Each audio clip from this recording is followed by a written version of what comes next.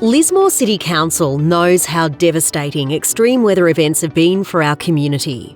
That's why we're updating our rules for building in flood-prone areas to better prepare for future floods. The Development Control Plan, or DCP, outlines where and how new buildings can be built. It also applies to major works like house raising.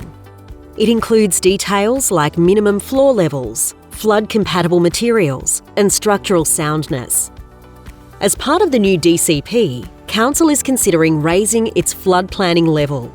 This is the minimum height a home's habitable floors must be built to. For commercial and industrial projects, a percentage of development must be above this level. The current flood planning level is based on a 1% AEP, annual exceedance probability, meaning there is a 1 in 100 chance that a flood will rise to this level in any given year. On top of this, we add a safety margin called freeboard. This is the standard flood planning level across New South Wales. Council's proposal for the new flood planning level is to add an additional climate change factor to account for potential increased rainfall intensity. The new level would be similar to a 1 in 500 probability. Increasing the flood planning level means that new homes and house raisings in the floodplain will have to be built higher than before.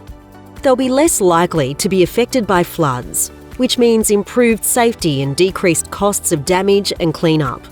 But there are downsides. Higher levels are more difficult to build and can create access issues, privacy and amenity concerns, increased costs and reduced feasibility. While the proposed flood planning level would not protect against very rare floods, such as the February 2022 event, it will provide more protection than the current level while preserving feasibility and accessibility. The minimum height for habitable floors is just that, a minimum.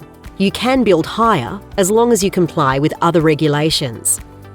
The flood planning level is just one of many development requirements. To keep our community safe, we want your input on the proposed changes. To share your thoughts and find flood planning information for your property, visit Your Say Lismore at yoursay.lismore.nsw.gov.au.